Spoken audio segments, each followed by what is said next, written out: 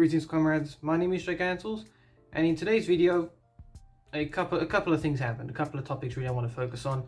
The first one is a warning about yet another cult, and the cult I'm going to be talking about today, or referring to really, is known as Our Lady of Naju, or I believe Naju is in Korea, so Our Lady of Naju, Korea. So it's okay. It's not the first time I've seen posts like this before, but they seem to come in pulses. So lately, in some of my groups, there have been posts concerning from the page our official Our Lady of Naju page, whatever. And so they've been trying to spread those in a bunch of groups I'm in, and I am reporting them for heresy and removing them when I can if they're in any of my groups. I believe the Our Lady of Naju apparitions happened in the 90s, and since then the Archbishop of the area has condemned the apparitions, and he's also issued an automatic excommunication for people who support it and believe in it. And then the Vatican also agreed and said, okay, yes, your take on this was valid. This is a fake apparition, and your excommunication penalty stands. So if you see someone spreading the Our Lady of Naju stuff, they may be unaware that it is heretical. If they're not, then please do let them know. Let them know that if they try and spread it, then if they don't know if it's heretical, then it's not an automatic excommunication because they don't know better. But if they are spreading it despite knowing that it has been condemned, then they are automatically excommunicated. So just keep that in mind, guys. Our Lady of Naju, Korea, condemned. Supporting it is excommunication. And the second thing that I was going to talk about in this video, I don't know the specific title for this video yet, but the reason why I'm making a reference to broken label machines is because people in many of my groups act like broken label machines. And when I mean they act like it, I mean they basically spew out labels even when they're not needed. For instance, in the context of theology, if you get labeled a heretic, that's one thing. Obviously, that to label someone a heretic, you need to have actual proof that they are a heretic. Otherwise, you're just slapping labels unnecessarily. But there's so many people on both sides in my groups, both Catholics and Protestants, or Catholics, non-Catholics really, who are just accusing each other of heresy, even if they don't actually believe it. For instance, from the Protestant side of things, in one of my groups where there are clashes between Protestants and Catholics, it's really stupid because we Catholics believe that you need faith and works, okay? Faith and works, you need two things. But for some reason, the Protestants always cut out the faith part, or technically faith and. So what ends up happening is they basically say, look, Catholics believe you can be saved by works, and whereas we say we can be saved by faith. And we're like, no, we say faith and works. Stop cropping out the faith and part. They're accusing us of what's known as Pelagianism. And Pelagianism, heresy started by Pelagius in the 4th century, I believe. He argued with St. Augustine. He denied original sin and said that you didn't need God's grace to help make you worthy of heaven. You just needed works.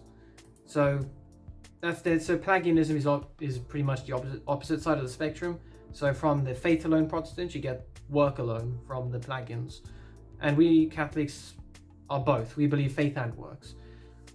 But this idea of cropping things out, of ignoring crucial details of theology to accuse the other side of heresy, that's actually repeated by Catholics in many other groups. For instance, it's pretty obvious by now that sometimes Pope Francis says some things that are a bit vague or wrongly worded. And the media absolutely love this, okay? They absolutely love it because they can make a whole bunch of stories and get news, get high viewings and ratings and everything.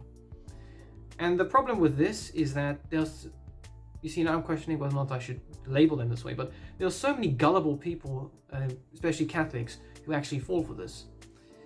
For some reason, whenever an article comes out about like Pope Francis says this or that, I don't say, oh, he's a heretic or anything. No, I just say, okay, let's wait for the original article.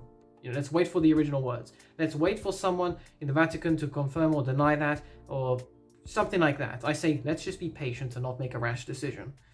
Other groups, other people out there, other Catholics, outright condemn Pope Francis and call him illegitimate, the anti-pope, even disrespecting him by saying, oh, look at Bergoglio there, or whatever. because Bergoglio is the name of Pope Francis before he was ordained.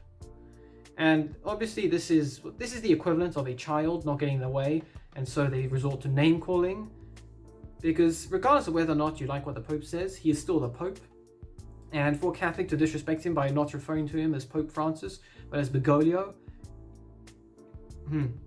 you might as well could you just please reject the whole papacy, because clearly they don't fit your standards. The whole point about this is that it's just so stupid.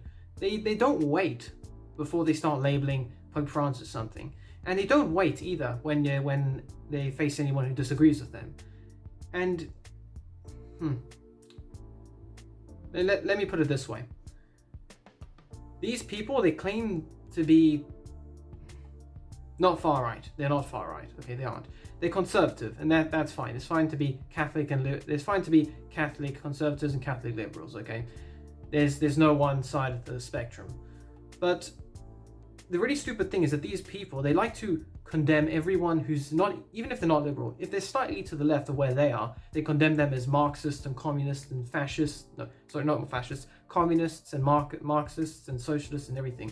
And then if you believe, if like me, you say, hold on, let's just wait for Pope Francis to clear up his words, they immediately condemn you of the heresy. I can't remember what it's called, but it's the heresy where you believe that the Pope is impeccable.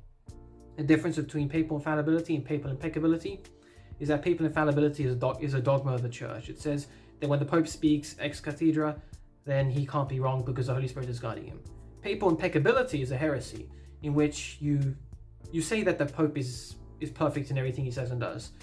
I don't believe that. No true Catholic believes that. But simply because we are patient and say, hold on, maybe Pope Francis wants to clear up his words, I'm labeled a heretic because these people can't even be patient to wait for further statements from the Vatican. It's really hard to go to and have a discussion anywhere without being condemned, because in the Bible, 7 times I believe it is, 7 times it says you need more than one source of evidence or witness for something. Such as, if you're going to condemn someone as a heretic, make sure you actually have several witnesses that they are a heretic. And not only several witnesses, but one of them should be a teacher or an elder. So someone who knows about the faith, and they can actually have they can perform a proper investigation about this. Because if there's something that distinguishes something like the Inquisition from the witch trials, is that the Inquisition was actually a process of investigation. So if someone was claimed to be a heretic, and there was an investigation launched into that, whether or not it was accurate. And out of 150,000 claims of heresy, only 3,000 were found to be accurate. So that's 147,000 people spared from being burnt at the stake because there was a proper investigation launched into this. Now, to simply label someone a heretic because they disagree with you is wrong. Not only that, but it's usually really quick. Whenever I deal with a suspect heretic in a group or on a page, someone who claims to be Catholic but then he supports something that's heretical, I never condemn them as a heretic until I've done a proper investigation. And even then, I don't necessarily condemn them. I just say, I condemn your beliefs. You are acting as a whatever heretic. For instance, there was a guy in a group who was posting a bunch of heresy that I only realized later. I saw one of his posts that he had recently posted, and I said, this sounds very Gnostic. And then we started having a discussion. And over the course of 2 days, I uncovered that he was actually a heretic who believed in several aspects of Gnosticism and anti-Catholicism. But I spent 2 days researching that with this guy. Before I actually said, you are a Gnostic, along with a bunch of other heresy that he believed, such as you are also an Arian, and so on. But the thing is, I take time to do that. I don't outright condemn someone as a heretic simply because they disagree with me. I actually launch a proper investigation into this. Whereas these people, they're so quick to judge, and I'm not saying judging is wrong, it isn't. Condemning is wrong. Judging someone, that's fine. But to judge someone so quickly without launching a proper investigation is so stupid. And sometimes the evidence, they don't even require evidence. They literally use their own opinion as though it were infallible. If my teaching with the church, if my understanding of the church is correct, only one person is infallible, and that's only under specific circumstances. So what sort of standard are they using here? What do they consider of themselves that their statements on this or their judgment is perfect on someone else without having launched a proper investigation into it? Hence my reference to the broken label machine. Because when I argue with these people, as I said, they act like broken label machines. They just spew out labels all over the place, whether or not they're needed. Now, I've been accused of many things by both sides, in a sense, both conservative Catholics and liberal Catholics, okay? They always, for some reason, they always accuse me of being on the other end. So sometimes the conservative Catholics, the overly conservative ones, condemn me as a modernist, whereas the liberal Catholics condemn me as a fundamentalist. And it's really stupid, because the discussions I have with them, for them to conclude something like this, is maybe a couple of hours. And even then, it's never really an understanding about what I believe, but on a certain matter. And if you, like I said, if you, for some reason, if it doesn't matter what the context is, if there are people out there who really hate Pope Francis, okay, and you try and defend him in any way, such as like when I say, hold on, let's just wait until more information comes out, they immediately condemn you as thinking that Pope Francis is impeccable. Which I never once said that, and I always bring that up. I said, you accuse me of believing this heresy, but where's your proof of this? I don't believe this at all. So can you please tell me where I said this? And just by their judgments, they think that for some reason that they can just condemn you as a heretic without there being really any proof for it. And this, as I said, this isn't restricted to just political wings in Catholicism or even just in the Catholic Church, but all over Christianity as well. No one is really willing to have a proper investigation into what someone else believes. And that investigation can only start if there's discussion.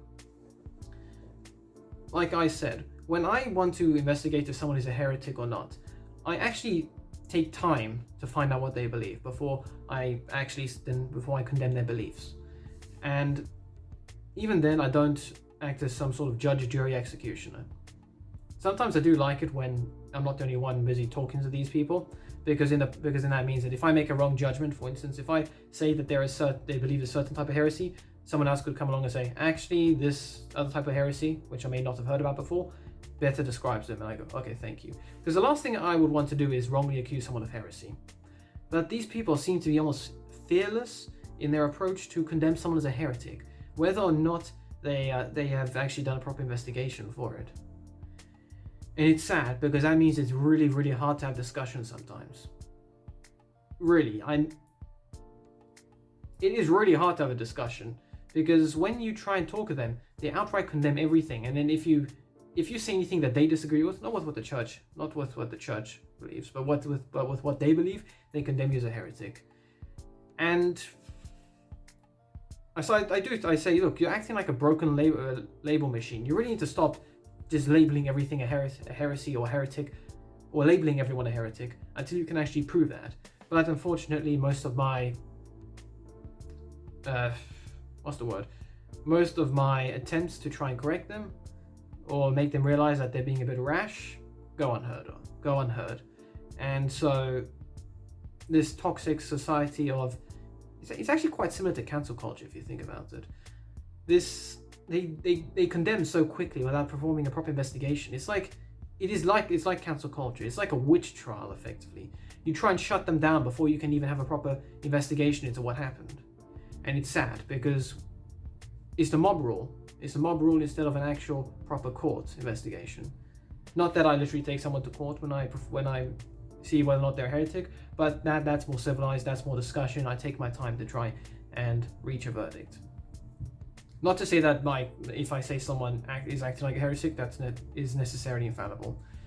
I can be proven wrong, I know that. I'm not infallible. No way do I believe I'm infallible. No way do I believe that anyone is infallible, okay? The Pope is not infallible, only under specific circumstances, but he is not infallible. Just making that clear right now, before someone condemns me of believing Pope Francis is perfect. I know he's not, but just because I say, hold on, let's just wait for a full statement to come out, or hold on, let's just wait to see what the Vatican thinks, doesn't mean that I'm saying that everything he says that comes out of his mouth is correct. And not just that, but sometimes when I interject in an argument where someone is condemning someone else as a heretic, I also say to that person, hold on, wait, before you condemn them as a heretic, maybe we should just wait to actually see what their take is on this.